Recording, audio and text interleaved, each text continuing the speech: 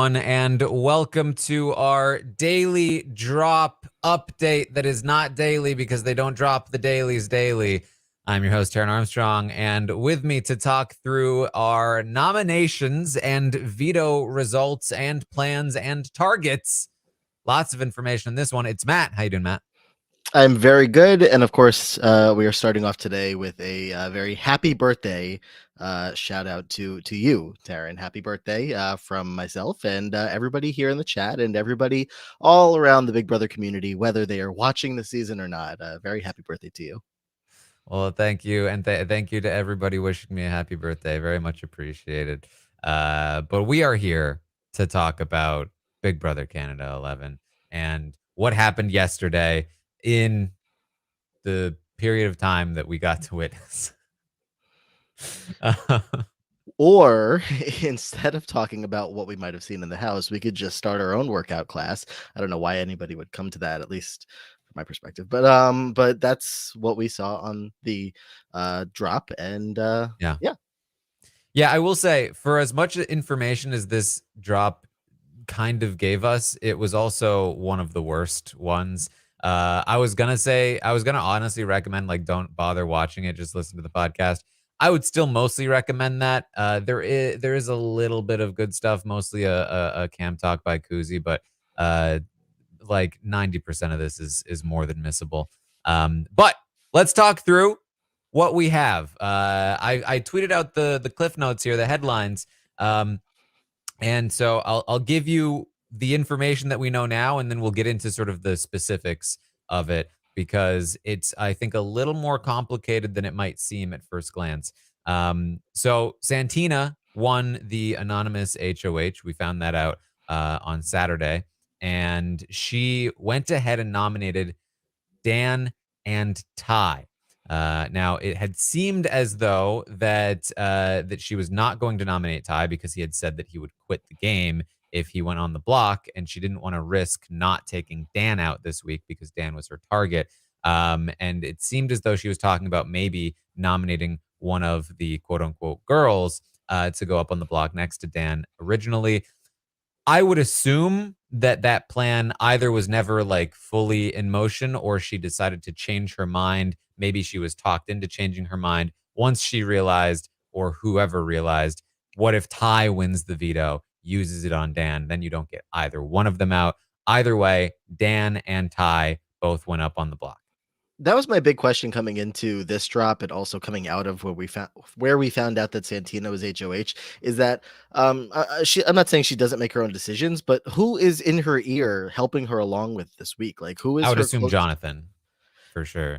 Yeah, that makes sense given the drop and she was sharing the information with him. But it's just, it seemed like she was connected with Zach, obviously, and that's not the case anymore. And we don't see in this drop, in most drops, I guess Jonathan is an obvious example of just many people that are like super close with her and working strongly together. Are the girls together with her, or are they not? She's a very mysterious player to me. Yeah, it doesn't help that she wasn't really in the drop today. Yeah, Um, at least she was so there. she Unlike was Vanessa there. last week, where That's true. So Dan and Ty went on the block. There is a lot of speculation about who the HOH is. It seems as though a good portion of the house now either knows or has a good feeling that it's Santina. However, there is another portion of the house, aka the people who are kind of on the outs, who do not know who it is. And the primary theory amongst the people who don't really know who it is that it might be Renee. And so we'll get into that a little bit. We get to the veto competition, and the veto is also anonymous. So there is a veto winner, but nobody knows who it is, or at least nobody knows who it is until that person tells people. A lot of speculation is that Dan won the veto in the House. However, that is not the case. Daniel actually is the veto winner, and he would like to use the veto on Ty. Why? Wait and find out. That's what you have to stay for the full whole update for. But he would like to use the veto on Ty. We do not have an indication from Santina who she would nominate in Ty's place if this veto gets used. I think best guess would be the same guess I had before, which is like Shania or Claudia or Renee or something along those lines. But that's kind of the headlines, the where things currently stand, and we'll get into the details of why as we go through the drop.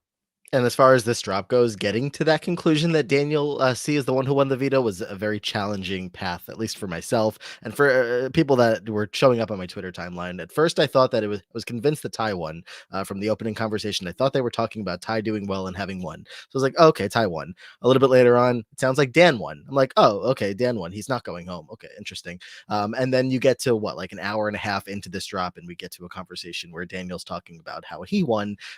So you want to go in order because they drop it in what you would think is a sequential order. So you're trying to follow along, but trying to gather the information of what's going on. And especially on a week where everything is secret and nobody, I'm making air quotes, nobody actually knows what happened. It was, again, tricky to figure out the truth. Yeah.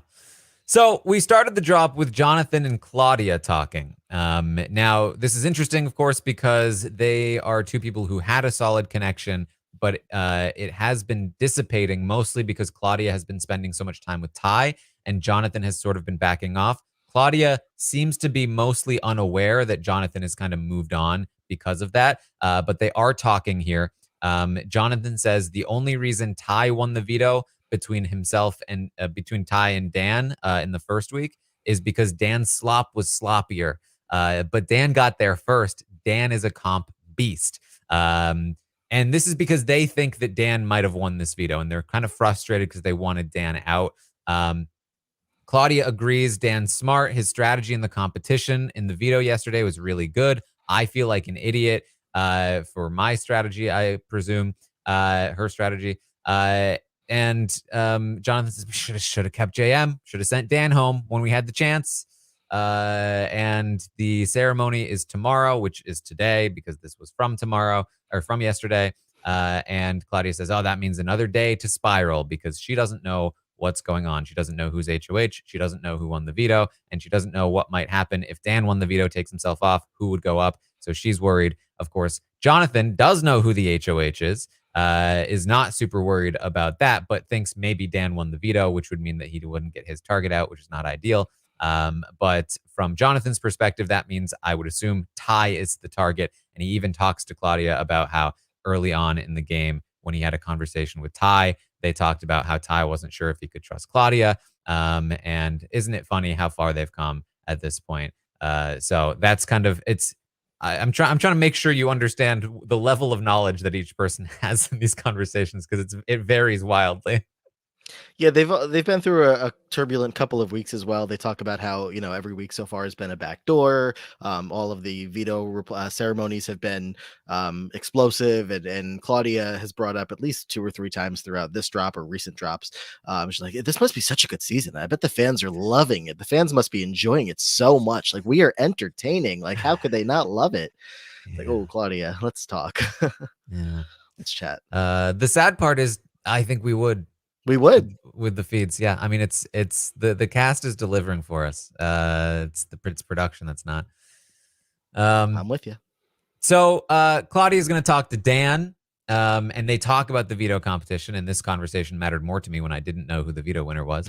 But Dan only used medium bags, so this is kind of informing us what the competition was. He said he used medium bags. He estimated that they weighed about 14 pounds each. So he grabbed a bunch of those. And then he, was just estimating, trying to use different bags. He got to around 490. And then he kind of had thought that he had won because he was at 490. But then he saw red, which means he lost, I think, is what he's saying. Claudia says, yeah, I was so shocked that somebody got 490 on the dot, not more, not less, not 492, not 488. It was 490 on the dot. Somebody got that, and that person won.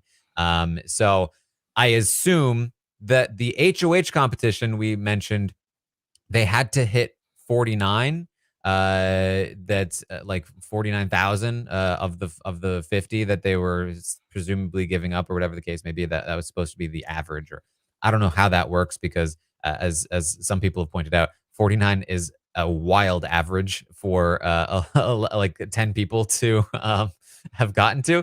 But So 49, I'm assuming that they used that number, ran with it for the veto competition, and they had to get to like 490 pounds using bags of some sort.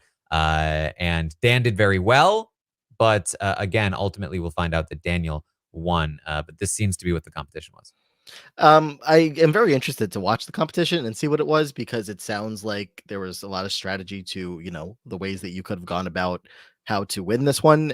Emphasized by the way that they were talking about, oh well, Dan did a good job with this strategy, and Ty, it looked like Ty had it, and obviously a lot of confusion about who actually did win, and it ultimately ended up being Daniel, who took down these two bros and whoever else was playing in the competition. Do we know who else? I don't know if we know who else. Well, I assume Claudia did because it felt like she was saying that she felt dumb using her strategy, but it could have been that she was saying I felt dumb because of the strategy I would have used. But if obviously Dan and Ty both played, Daniel played. If Claudia played too, then only one more person. I'm not sure that I know the other. But yeah, either way, might be an intriguing competition to watch play out on whatever episode that is this week, Wednesday. Yeah.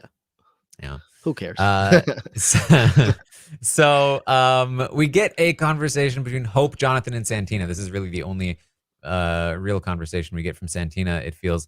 They're talking about names of competitions. Hope says that the winner, they're kind of like, oh, this competition was named this competition was named this. And Hope says, oh, and yesterday's competition was, I don't remember the name of it. Power Fist? Yeah, something like that. And the winner of that comp was Dan. Must be, right? Jonathan's like, yeah, I think so. Hope says he's just chilling right now. And if it's not, then we'll find out regardless. So, we'll see. I just think it's so funny. They were so convinced that Dan had won the HOH because he was just chilling. And now they're so convinced that he won this veto because he's just chilling. At some point, I think they'll recognize that that's just Dan just chills, I think. Some of them will recognize. Other Yeah. sweet souls like Hope may take some more time to figure it out. Yeah. So Kuzi talks to the cameras. I have a feeling that she does this a lot. And we miss like 98% of that. Because we've gotten a couple of Kuzi camera talks, and it seems like she's very she's very practical. She's not like, oh, hi cameras, let me try this out. She's like, all right, here's the deal, guys. So sorry, Kuzi. Mm. But she feels that she would stay against anybody on the block. That if she was up against like Daniel or Jonathan or like anybody, I sort of in retrospect think that she's talking about her group of five. That Mhm. she briefly then mentions here. She says it's likely that us five will be left in the game at the end, and when it's us five, I want people to take me above everybody else. And I feel like I'm in a good position to do that. So this group of five that she's talking about, we'll get into a little bit later. But I believe I know at least four of them, and I can guess at the fifth. It's herself, Daniel, Jonathan, Hope, and I presume Anika, but it's theoretically possible that it's Santina. But I would sooner assume it's Anika. I was full. Anika would have been the first name that I had listed there, Yeah. just because we know in past weeks that those two were working very well together, along with Daniel C. So I mean, yeah, I would love to see more of these Kuzi cam chats, because hearing her talk about this five as if it's like a very maybe not like super solidified, but like solidified enough kind of thing. It's also funny to hear anybody say, "Well, this is probably my alliance. Is probably going to be at the end, right?" Like, come on. I would love to see it because I like this group, but I don't know. There's a lot of game left to play, and there was already some rocky water last week with Daniel C. With this group as well. So this week seems to be going on track pretty well for them. But Yeah, can't wait. I was wondering if that Zach tension did any kind of lasting damage to the relationship between Daniel and Kuzi, or Daniel and that the Shady Bunch. It seems no, not at all. From what we can tell, he is firmly in that group. And they now have an extension to the group, which is that Jonathan and Hope have jumped aboard. The only way that, again, that it's theoretically possible that the fifth is Santina instead of Anika is if this was a group that was spearheaded by, say, Jonathan, where he pulled in Daniel and Kuzi. And that again, that's theoretically possible, but I think again much more likely that this is the Shady Bunch plus Hope and Jonathan, and we'll get some conversations with them later. That is how we know that it's them, those four at the very least. So Kuzi's basically saying amongst those five, and it would also make sense if Daniel is, or sorry, if Anika is in the group, that Kuzi would feel comfortable that she feels like she's got everyone. I think she feel like she has Hope. She'd Mhm. feel like she has Daniel, Anika, and then I assume she's been building this thing with Jonathan as well. So she says, here's the deal. I like to spin truths in this game. So because I know Ty is probably coming off the block, I want to make sure that he knows that I had a hand in that. So that way he can trust me. He should feel like it was my hand that pushed it so he can be safe. That way I've paid him back for what I did to him and Zach, essentially. And she says, Ty, when you see this, I love you, bro. I won't do you dirty. All the other people, I'll do them dirty. I won't do you dirty, I promise. So this is telling us a couple of things. Obviously, one, that the veto is being, she knows that the veto currently is being planned to be used on Ty. She wants Ty to feel like she had a hand in making this happen. Whether or not she actually did seems a little bit vague, but her wording here seems to imply that she did actually have some hand in getting this veto to be used on him. And she's also saying straight to the cameras that she is not harboring any ill will toward Ty. The rift between them last week seems to be mostly fine from her end. That she is not looking to snake Ty in any particular way. But that does not necessarily mean that she is looking to work with Ty, because her alliance is very much still anti Ty for the most part. So just interesting information. It definitely does feel like Ty has gotten a long way since last week just by having Zach no longer in the game.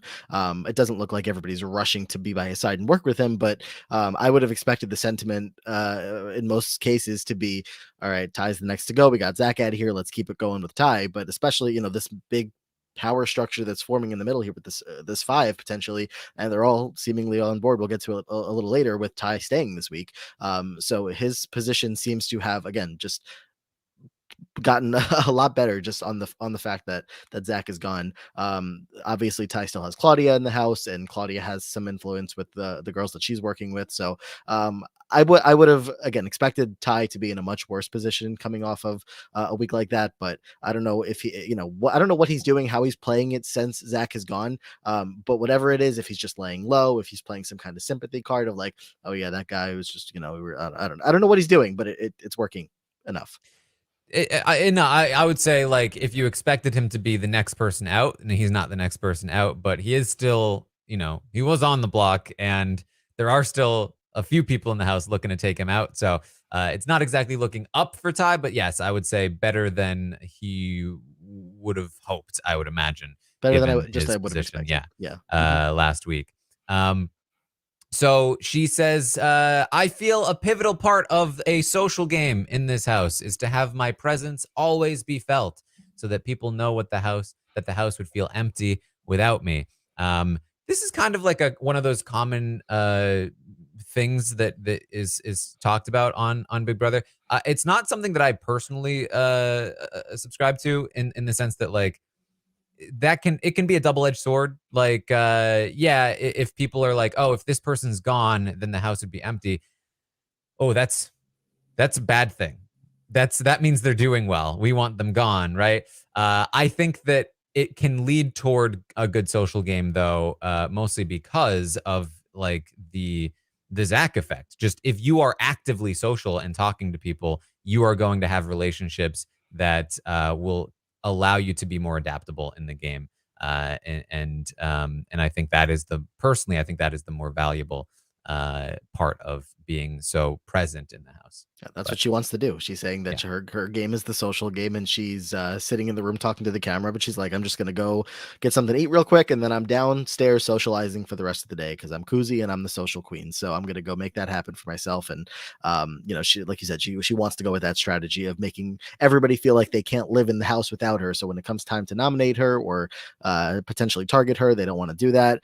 Whether that works or not is another story. But like you said, just to have uh build those relationships and those connections and be in those conversations where you get you get a belly laugh with a group of people, like that bonds you, that whatever that joke is that you guys just shared together is enough to make that person feel a closer connection to you than the person that is upstairs sleeping. Mhm. And then finally, she says she thinks Santina is the secret HOH, so she's buttering her up. But at one point or another, she'll have to be cut. Now, this is the biggest piece of evidence to me that says that Santina is not part of this group of five. Obviously, it would directly contradict what Kuzi said about the five being at the end of the game. It's just very silly to me that Jonathan and Hope have joined a five-person alliance with the person who is not the HOH doing their bidding this week, which just means that Santina just continues to just be doing work for people that are not giving her anything in return. And then also, I don't know why Jonathan and Hope would want to work with the trio, a known trio, versus having Santina involved. But that seems to be where they are, and I think that probably they feel better about the fact that maybe Daniel is a little bit more publicly separate from Kuzi and Anika, at least more so than he was a couple of weeks ago. So who knows? But either way, she at this point thinks that Santina is the secret HOH, doesn't seem to know for sure, and is because of that buttering her up. Still feels like Santina will need to go sooner or later. As far as the two boys goes, Hope and Jonathan, they're just very much on the train of like we need to be getting Dan and Ty out of here as quickly as possible. They have a conversation a little later on, which is very quick, just Hmm. talking about how once those two are out, it's smooth sailing for us. And you probably can associate that maybe Claudia is still somewhat with Ty, and then Renee and Shania kind of go along with that. Shania and Dan still have whatever connection that they have, so it definitely makes sense as to why they defaulted to working with the trio rather than who's left in the house. I mean, the numbers evaporated in this house pretty quickly. I know we only had two evictions, but we're down five people already, right? With Yeah. three walks and two evictions, so we're very close to jury. Who knows exactly what week that'll start? It started, I think, early last season, but again, we're getting down pretty quickly in numbers. Yes. So, Kuzi, Daniel, and Hope have a conversation, and this is mostly a fake conversation, I believe, because Kuzi already knows, I think, that Daniel has the veto and plans to use it on Ty. But with Hope in the room, she's acting like she doesn't. So and this is, I think, part of what confused some people when they were watching the drop. She's talking to Daniel and Hope, and she says, if Dan leaves the block, it's important to remember who the target is. The target would still have to be Ty, because let's say it's Ty and me on the block. I know we would have a solid 4 votes with her on the block. But if Ty manages to convince the HOH and the HOH gets the tiebreaker, that could be my bootay out of the game. And Daniel's like, well, do we know who the replacement nom would be? And Kuzi says, well, I would worry that the HOH might do something to throw people off because all roads point to Santina right now. And so Santina might feel like, okay, I can't do what's expected of me. I have to do something random so that people don't think it's me. She said, however, that boy named Dan cannot leave the block, please. And they all agree they never thought Dan would be so good at comps. So this, you know, this was just them pretending for the most part. Because again, the plan for them had already been in place. Very soon, this will change, but we have to cut away first. And let me just say, I love Kuzi, number one person in the game I'm rooting for by far. But I want her to back off a little bit of doing this move where she just goes to everybody and she's like, I think it could be me going up. I'm just so worried that like I could be in trouble. And if I'm on the block and all this stuff, and like she goes from in one conversation being like, I want to make sure that people never think about putting me up to being like, well, I think that I might be up. I may be going up. It could be me that gets in trouble. And if it's because it's nice to get that reassurance if you get into these conversations that people being like, oh no, like like, you be fine, no worries. And just to show a little bit of like, I'm not feeling like I'm in the best spot, even though she feels like she is in the best spot. So I just want her to, cool off a little bit of pushing it, because eventually I feel like someone's going to sniff out. She's not as worried about her position in the game as she's kind of letting on that she is. So Mm. just my 2 cents on that. Yes. Well, we cut to Renee and Claudia. Renee is saying it all depends on who they put up. If they put up Santina next to Ty or Dan, I would want to see how strongly they want to take them out. This to me was implying that that Claudia was perhaps saying, again, thinking if Dan has the veto, uses it on himself, Ty stays on the block. I think Claudia was probably talking to Renee about, is it possible we're able to keep Ty on the block, next to whoever goes up next to him? And Renee was basically saying, well, it depends on who's next to him.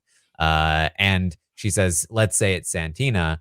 We could think about taking Santina out, and I'd be curious to know how much the rest of the house pushes Ty to get a sense of like where they are. But we don't get a lot of that conversation. Claudia says, who the hell is it? Who's HOH? They say the only positive for Ty is that if he stays on the block against Dan, then they're on the same playing field. We have a good chance to take Dan out, keep Ty around. Claudia starts talking about how everyone is telling her that they want Ty to stay this week. But last week, they were saying Ty needed to be next after Zach. So she doesn't know if people are telling her the truth anymore, because they might just be telling her they want Ty to stay because they see that she's close to Ty. To which I would say, yes, that's why you shouldn't have been so publicly close to Ty. So I mean, that's like my big question for Claudia. Like, how far is she, or should she go at this point to keep Ty around? Because he's obviously such a big presence in the house, whether he's getting in any better with anybody or not. He's somebody that's going to be on a lot of people's minds of, we got to get this guy out sooner or later. And that Claudia is going to be pushing to do anything she can to save him. And whether that damages her relationships with the girls, I don't know that she's going to mind if she does or not.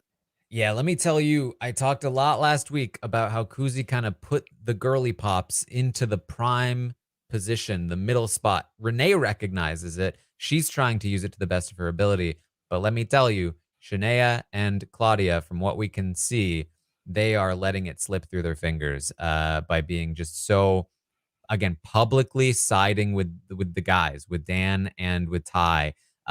It's linking them with them, and that meant that Jonathan and Hope, who could have been with Claudia and Renee, because they had those connections first. Those were connections that they were tighter with Claudia, both Claudia and Renee, Hope and Jonathan, than they were with Kuzi and Daniel and Anika.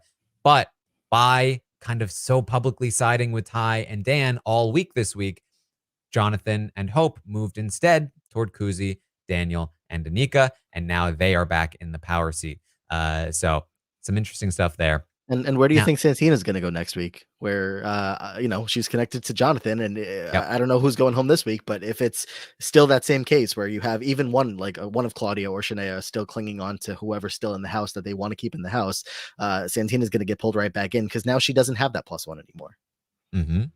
Yep. So we cut away from this conversation and then come back to it. So I'm gonna just talk about what we briefly get when we come back to it before we go to where we cut to. Renee is swearing to Claudia, I swear it's not me.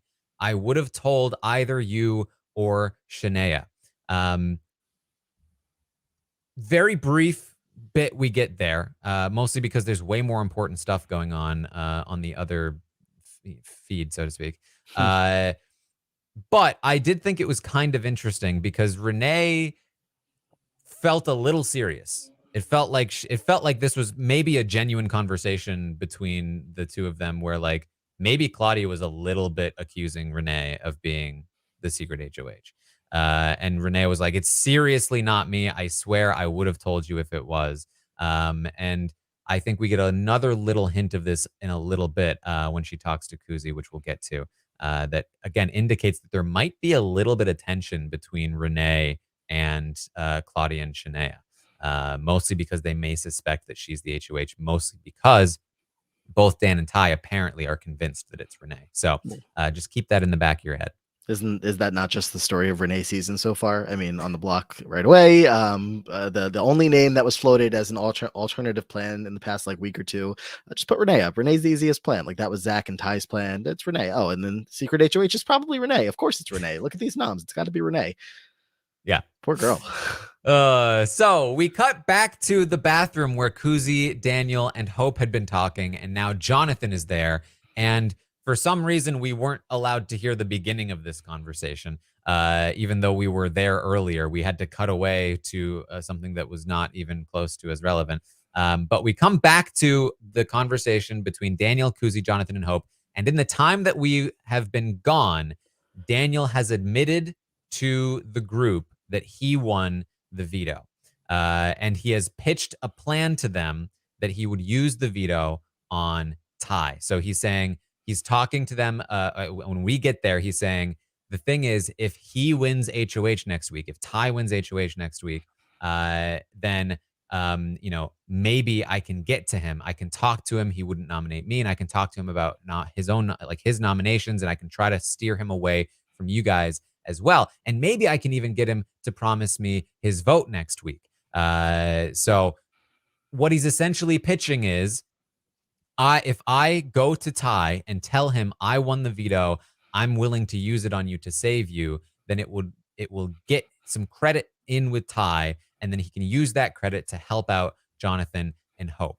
It's a terrible pitch for Jonathan and Hope. They should not buy into this whatsoever. It's a great pitch for Daniel, and presumably Kuzi, who is also in on it.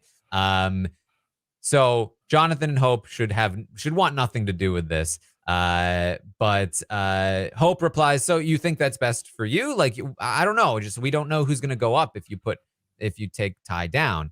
And Daniel says, I'm just trying to get your opinion. I'm just seeing what you guys think. Part of it is that I want a veto, and, part of me just wants to use it. Like, what if I go home never having used a veto? But if you guys are really against it, I won't do it. But I do think it's best for my game. And I also think it's best for us, because I think I can leverage it for us. And Jonathan says, I agree. And Hope says, yeah, actually, that's really smart. Jonathan says, yeah, not a bad idea. Ultimately, they both have to go. But if this helps neutralize one of them, Dan's like, exactly. Yeah, it gives us something to work with. Jonathan says, yeah, I think it's a good idea. This should not be so easy for Daniel to be doing. Look, Daniel came in last week, said, I want to save my bro. And they said, no, you can't have this one. And he said, fine, but next week I'm going to save a bro. And they said, okay, fine, save your bro and get this off your chest, because clearly you came to Big Brother Canada to save all the bros, or as many as you can. This is going to work if it does work, because Kuzi is in on it as well. And Kuzi wants to be a part of this and wants to be the one who goes to Ty and's like, oh, you know how you're off the block now? I did that. I got in his, I encouraged him to do this. Daniel just wants to do it because whether it's he wants to save the bro or he wants to use, I mean, I get you're a super fan of the game. You got a veto. You want to do something with your power. It's a couple weeks in, we're down 5 people. You want to make an impact on the game in some way. But that really shouldn't be the only reason that you make a move like this. If it is, then that's disappointing. If it's not, and there's more of a relationship he has with Ty, if he's going to Ty being like, look, I didn't want Zach to go either, so you and me should look out for each other, and maybe there's something going there, which is what he was hoping to get out of the relationship with him and Zach. I don't know. I don't know why he's so stuck to this plan and why he wants to do this kind of alliance for himself. If this is what he saw for himself coming into the game, of using a strategy like this with a person like this to get him further, which, I mean, at the end of the day, maybe it does make sense, because having a capable player by your side in Big Brother Canada certainly is not a bad idea. Maybe he's looking at Bray and Ty and saying, well, I'll be the winner this time and I'll take them to the end and I'll do that. I don't know, but just again, from the limited information we're getting from the drops, I'm not seeing the logic making the most sense. I'm not seeing why he's doing this besides just to do it. Maybe we'll get some DRs that he'll tell us more. Yeah, I mean, it's tough to know the motivation, of course, because we're not really, like, we're getting the pitch to these guys. And again, these guys should not be buying into it. Obviously, do Daniel and Kuzi really plan to use this leverage to help Jonathan and Hope? Maybe if they can, for the, like, if it's like, yeah, if we can get them to target Renee first, great. But if we need to, they can target Jonathan and Hope, and that's fine as well, right? It's kind of a brilliant move if they are thinking it through in that way, because there's a few different things that this does. One, yes, it endears both. I would again assume Daniel, Kuzi, and I would also assume Anika to Ty. And by doing that as well, through Ty, you get a little bit of Claudia, right? And they still are connected to Claudia and the women. We'll talk about that in a second. But more importantly, it also removes Ty from the block and gives him the perspective of like, okay, he still thinks Renee just took a shot at him right now, which is fine for them as well. But even if he does find out it was Santina or whatever the case may be, the fact that Ty won't be on the block against Dan at the end of the week means that Jonathan and Hope will not have an opportunity to spend the week telling Ty, "We got your back, bro. Dan's gonna go, not you. Don't worry about it." Instead, Ty's gonna have to feel like they probably would have voted me out if I was up there. Mhm. And he won't get that reassurance that they're not going to vote him out. And that keeps them separate, and instead gives you, I use the veto on you. I've got your back. Now, potential downside is that Ty's going to be pitching probably pretty hard to save Dan, depending on who goes up on the block next to him. Maybe it's Claudia, maybe not in that case. But Ty's probably going to be pitching to keep Dan. And if you have to be some of the deciding votes to send Dan out, then that might lose all of the credibility that you gained by using the veto on him.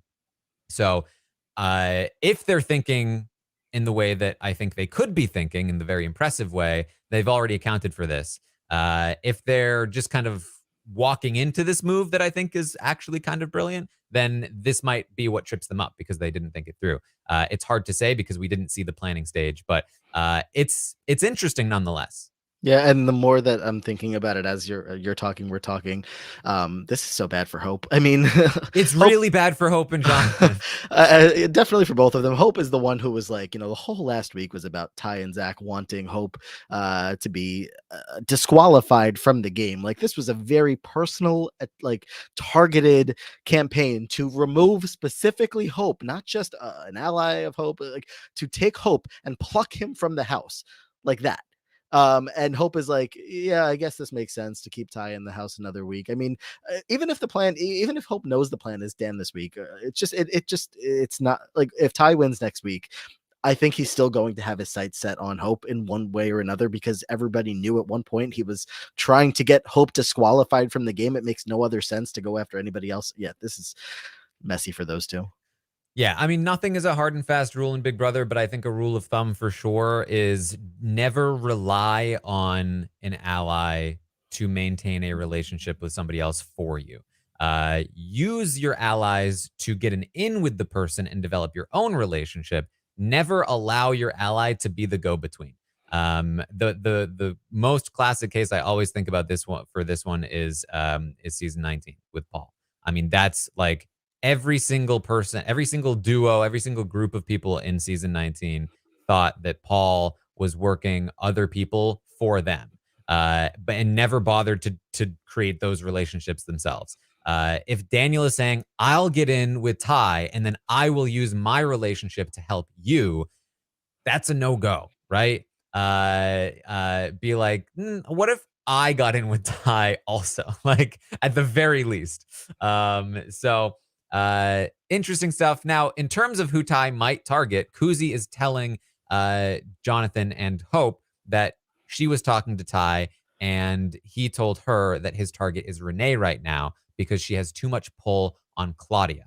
She doesn't know if that's true, but that's what he told her. Now, she could be making that up to help sell this, but that sounds exactly like something Ty would say, which might be part of the lie, but also, yeah, it's probably true. On top of the fact that we are, again, hearing that both Ty and Dan seem to think that Renee is the secret HOH, Mhm. it makes a lot of sense to me that right now, Ty is focused on Renee. Now, that might not stick because Renee is actually innocent and the truth does tend to come out in the house. But that is probably where Ty is sort of aiming his sights at the moment. Yeah, Hope and Renee would probably make the most sense as far as tie nominations go. He, just talked about how much he was pushing for Hope to be disqualified, but that week as well, he was also again pushing very hard for just put Renee up. It's the easiest move. Put Renee up, and people must have heard about that. Kuzi obviously knows about it. So at this point, when you're just thinking as the obvious choices of people whose names you have actively said in the house, let me just try to get one of them off the board. Then I would hope that that would be the move that he would make if he's playing a logical game. And I don't know how much influence Claudia would have, but at this point, again, if Daniel uses the veto, it seems like Ty will be in the house, and I feel like there's a very good chance he wins an HOH. So it will be interesting to track how he ends up proceeding with that. Yeah. Yes. So Hope says, all right, this makes sense to me. If we can make him think he's working with us, cover our bouteilles for the next week.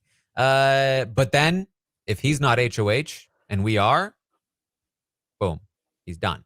And they all agree. So basically, the entire purpose of this plan is just contingency. Dan's leaving this week anyway, and Ty is their next target. So in the event that they can't get Ty out or that Ty wins the HOH, that's where this plan comes into place. If anybody else wins HOH that they have any say in, that Ty is their target. Ty would be leaving next week. Now, that's according to Jonathan and Hope. It's possible that Daniel, Kuzi, and Anika have other ideas and that they're just placating Jonathan and Hope. But given that Kuzi did mention that she feels like she would go to the final five with these five, it's very possible that she is feeling somewhat similar. I would assume that she would feel more comfortable sending out like Santina first. But Ty definitely still very firmly in the sights. It'd be a crazy idea though, like leaving your backup target on the block this week. So if things go haywire, you just get your backup target out this week and then you get your other target out next week. But instead, they want to take out their backup target off the block this week and risk potentially having both of their targets stay in the house if something goes haywire this week. So, I mean, again, that seems to imply that perhaps Ty is not the backup target for at least two of the people in this conversation, which maybe Jonathan and Hope should be picking up on. So Jonathan and Hope go away. They go into the bedroom, they talk, and they're both pumped. Because they just found out that Dan did not win the veto. Daniel won the veto, and that means that Dan will leave. And they're hyped up on this plan and their new alliance. Jonathan says, once Dan is gone, we get Ty out, and the rest is easy. They're the only two stopping us from ruling this game. And they talk a little bit about, should we be taking out Dan? Well, yeah, Ty we can see coming from a mile away. Dan, we just don't know if he can win. And Daniel, he can use that as leverage to keep it away from us, Hope's like, yeah, it's amazing. And Hope is convinced that Dan is mad at him because he thinks Hope won the veto and took it away from him. Hope says, I'm so happy. I wanted to quit this game earlier, but I finally feel like myself in this house. And Jonathan says, yes, when all five of us are together, we can just be ourselves. It's beautiful. It's amazing. I'm so happy now. Me too, bro. It's such a big love fest between these guys. Nothing says I'm playing Big Brother like agreeing to a plan that does not benefit you in almost any way. Nothing says, yeah, I get it now. I'm here. I'm playing. Yeah, I also still love the idea that Hope is like some mastermind that like pretended he wanted to quit the game and used his letter to trick masterminds Zach and Ty into doing bad things for their own game. When in reality, like, this is Hope we're talking about, guys. Mm-hmm. Like, this is the big explanation. Like, okay. Anyway, Daniel and Kuzi talk very briefly. Daniel says he needs to go talk to Anika before they get to her and she spills. Kuzi agrees. She says, we need to lock her mouth. I don't know where this came from. Yeah. Apparently, Anika is a bit of a talker, according to Dan. They feel like she has a reputation for leaking. All I've ever heard Anika say is 1, 2, 3, 4, like as she's working out, like she's doing like a rep. Like that's all I've ever heard her really say. And last week, a week ago, we were talking about her very quiet conversation with Kuzi. I don't hear much coming out of Anika's mouth, but apparently she's off whispering all of the group's secrets and information. Maybe not knowingly. I don't think she's doing it on purpose, but they do seem to imply that she has a big mouth. Yeah. All right, so we then get a lengthy conversation between Renee and Kuzi. Claudia is going to join a little bit later. This is the last bit we get from the drop. Renee asks Kuzi if she has any more suspicions on who is HOH, and there's again a serious vibe to Renee. She seems a little down, a little annoyed. She asks the question like, do you have any more suspicions on who is HOH? Like she just had kind of an altercation with Claudia where she had to prove that she wasn't HOH and isn't able to prove it and is kind of frustrated and is kind of hoping that she can figure it out so she can clear her own name. This is a lot of speculation by me, but Kuzi says, at first I thought it was Dan, but it's obviously not him. I think Santina has been fishy, but I've also thought that about Shania. So I can't be sure. I think pretty decent way of deflecting here. Obviously, Kuzi has a pretty good idea, but doesn't want to outright say. It would be bad for her game to outright accuse Santina, but given that she does really think it's Santina, it would, she doesn't want to come off as deceitful to an ally of hers by not saying it. So I think she handles that pretty well. And Renee says, well, hopefully if a girl goes on the block, we can save them. And Kuzi agrees. I mean, what does Kuzi get at all right now if she just gives up Santina? We haven't even gotten to the renom of it all yet, which Kuzi knows at this point that the veto is very likely to be used. And imagine Renee goes running all around the house for some reason in some frantic rage of like, it's not me. See, we all know it's Santina now. And then where'd you get that from? Oh, Kuzi told me. Yeah, just keep it quiet, keep it cool. Renee is going to have a continued not meltdown, but she's obviously going through it at the moment. So you kind of just have to grin and bear it, and if you're Kuzi, and say let her kind of deal with this on her own, and we'll be okay this week. Renee says, here's the thing too, I feel like I probably won't go up on the block as a replacement because people think I'm HOH so much that if they put me on the block, they wouldn't think it was me anymore. So I'm not even going to be able to use that to clear my name, and it's not me, honestly. And Kuzi mentions, she's like, yeah, an accusation like that kind of shakes your relationship with Claudia and Shania, doesn't it? And Renee's like, yeah. She thinks whoever won hasn't told anyone. And Kuzi says, I agree, which is smart because the second you tell one person, it spreads immediately. And I believe that Kuzi thinks it's Santina because of Jonathan. I don't think Jonathan outright told Kuzi that it was Santina, but I think that she, like me, was able to insinuate that if Jonathan knows who it is, it's got to be Santina. Right. Or Intuit at least. So Renee says, I'm just over it now. I'm over it. This whole thing. Again, she just seems annoyed. Claudia joins the conversation and they start beating the drum of, hey, we got to continue to get these guys out. No woman has actually been evicted from this house yet. Isn't that crazy? Aren't we in a great spot here? We could make history. We got the schmoozer out, and now one of the physical threats is about to go. This is looking good for us. Renee says it would be so good if we got the girls to final 6 with Daniel. So that's not including Santina. 1, 2, 3. Yeah, not including Santina. 5 girls plus Daniel at final 6 means no Santina. There's the math. Claudia again mentioning, oh, people at home must be just so excited watching this season, watching all these dudes get kicked out by these strong, powerful women. And then I'm like, okay, cut to Claudia last week, begging Ty to stay. Cut to Claudia probably the next couple of weeks begging people to keep Ty in the house, but that's just besides the point. Yeah. Yeah. They complain a bit about Ty because they feel like every single conversation he's going to bring up, oh, this is why Zach should have stayed. This is why it was a mistake to take out Zach. And they're just done with it. They think Zach was the right move. Or at least that's what they're saying to Kuzi, because again, we know from the previous drop that they feel a little bit insecure about the fact that they weren't able to actually vote Zach out and that Kuzi might not trust them because of it. So Renee says, Dan and Ty are really convinced that this is me, and I don't want to go down for it. And Kuzi says, well, here's the deal. Even if noms stay the same, I do think Dan will go home. And Renee says, really? Wouldn't Dan be better to keep since he doesn't have as many connections? And I'm like, Renee was the person who wanted Dan out. What do you mean? And Claudia's like, well, wouldn't it be better for Shania if Dan left? And Renee's like, oh, yeah, no, actually, I take that back. Remember, at the beginning of the week, I was pushing for Dan to go. I'm like, okay, yeah, there you are. Apparently, apparently that went away for a few days. Look, she's been going through it. She's getting accusations left and right. People think it's her. She doesn't know what's up and what's down. They talk about how Shania was apparently like really convinced to keep Zach. That Shania was Yeah. like actually on board. And we know that Claudia was also pretty close to Yeah. go to jumping on board.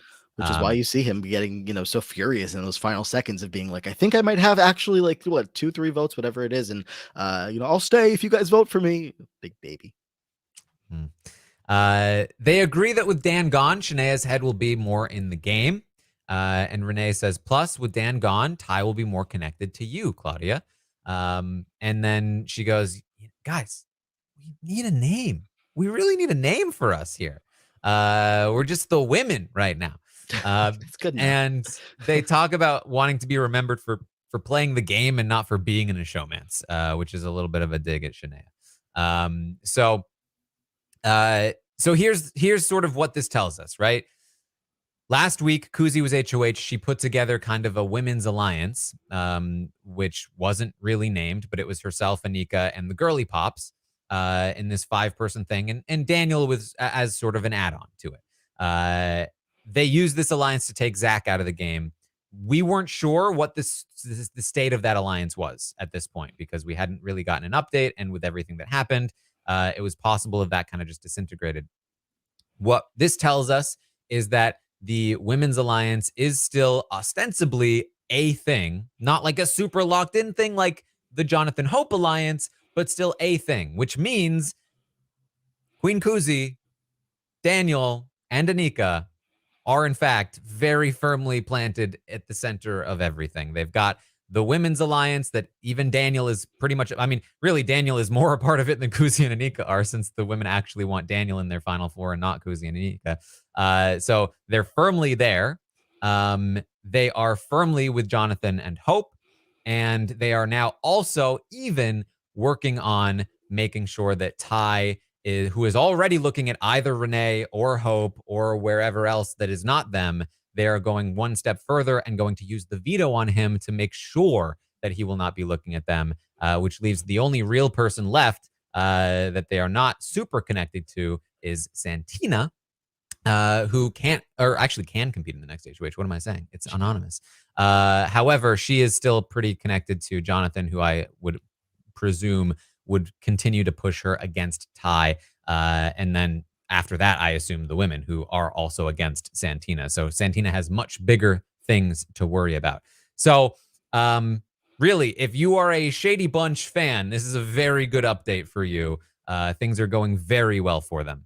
Yep, and just to be very clear, I think we have been clear, but just to be even further clear, this women's alliance thing is very much built in like a house of paper. Like it's not, it's not anything that's too, some of us out here do take our women's alliances very seriously when we have hope for them, and they don't always pan out. And when you see them getting past 5 evictions, and there's still strong talks of we can get down to the end with all of us, like you can stay a little hopeful, but it's really not the core of what's going on in the house right now. It's just kind of like in the air in case you need to fall back on it and whatnot. But when it comes down to it, this group of 5 does seem like they're a lot tighter than anything else in the house right now, especially that group of 3 with Anika, Daniel C, and Kuzi. So we'll see how things play out. It does seem like we're headed for another guy getting evicted this week. So when we go down to it again, we're going to be again closer to this potential final 6 or 7 with all of these women together. But I obviously have my reservations given being a reality TV fan for years and years and years of a women's alliance making it this deep into the game. I can only hope, but there's definitely still plenty of distrust on both sides, even though they do a really good job at kind of talking to each other in a way of not showing that distrust. But it's just maybe it's not even distrust. It's just a matter of who they trust more is not each other on opposite sides of this thing. Yeah, I mean, even within the Girly Pops, presumably there is a little bit of tension now with Renee being suspected as being the HOH. The other big thing to account for, obviously, that we haven't talked a lot about is if the veto is going to be used on Ty, we really don't know what Santina will do for the replacement nominee. Yep. Again, I would assume with Dan on the block, Ty comes down. Just like easy logic says Shania is the best choice. Shania is a locked in vote for Dan to stay, no matter who he's up against, presumably. And Santina's not really connected to Shania in any real way. It just kind of makes sense to do Shania. Claudia is another option because that would neutralize Ty. So Ty wouldn't be there to campaign for Dan if Claudia was up on the block next to him. And so that could be another option. Hope. However, right, like I don't think so. I don't think Hope would go up. Just such an easy person to throw up. I don't think he's going to be willing to now. I think that because and also like I don't think Hope has a direct line of communication with Santina, or maybe he does at this point, but I don't think Jonathan says yes. If Santina talks to Jonathan about who should we put up, I don't think he says yes to Hope. Yeah. And that's why I feel like Jonathan will definitely push for Shania or Claudia. Renee, per her logic, might actually be safe because why put Renee on the block when she's being suspected as the HOH? However, what may come into play is if Shania or Claudia go up on the block, that might lessen the suspicion on Renee, and that might make Santina feel like maybe I do need to put up like Anika or Kuzi or Daniel potentially, because they'd probably be safe, and then maybe people wouldn't think it was me as much. But again, I feel like Jonathan will push in a certain direction. Plus, you can always use the argument, which is that like maybe it's Renee trying to throw us off the scent. Right? Like maybe Renee put Shania up there so that Shania didn't have to vote Dan out, knowing that Dan would go, and making it seem like it's not Renee. That she's so devious. What a mastermind. Yep. That's Renee. So we'll see. There's a lot of options in front of us. I imagine we will find out what happens with the veto ceremony tomorrow, which means that we will know who got put up on the block next to Dan. And it seems like Dan is in deep trouble at this point. You could see a world that Kuzi was afraid of where she or one of her allies from the 5 go up on the block, and then they only have 4 votes. There are 8 votes total. It would be a 4-4 tie. Santina still breaks the tie in that case, and she has been targeting Dan. So Dan should basically be guaranteed gone unless the Kuzi, Daniel, Anika, Jonathan, Hope alliance changes their mind for whatever reason. But as of right now, it seems like they're fairly set on Dan leaving. And with Ty coming off the block, I think they'll be even more set. And that means that Dan is very likely the person that will be evicted this week. If he gets evicted, unless he takes the same path as his previous ally and just shuts down feeds / drops for a couple of days and makes his way out the diary room door on his own. You never know. Yeah, he's gonna go up to Ty and be like, "Bro, we gotta walk. We said we were gonna walk." Yep. Ty would be like, no, I'm totally with you. This is the 3rd time. This time I'm definitely gonna do it. You first though. Yeah. Yeah. Okay. So if you want, if you're in any way invested in the season and the drops and the updates, you need to hope that that maybe just these guys don't get targeted, because it's just so emotional when they do, and then they get so upset they just need to take matters into their own hands, and we'll see. So I guess if we get to 24 hours from now and there is another drop, which last week that was not the case for Tuesday and Wednesday and Thursday, then we'll be okay. But we'll see. I personally, I think that Dan will continue to be just chilling all the way up until he talks to Arissa. That's what we're in for. Yeah, like big recruit vibes, right? We don't know anything about him being a fan. He was talking a little bit in the many outdoor conversations that were in this drop of just them being outside and sitting in the sun. He was talking about his DJ career and what he's got a track that was successful. And I think he was saying he's like, all of the income he has right now is essentially from this one track that was somewhat successful, and all of the different things that go into this career for him. So if he gets evicted on Thursday, I think his life is fine. He goes back to just making some more music and hoping for the best. So nice to know you, Dan. Yeah. Well, there we go. That was today's update. Again, I'll be back tomorrow to update you on what happens with this veto ceremony, who the replacement nominee is, and all of that.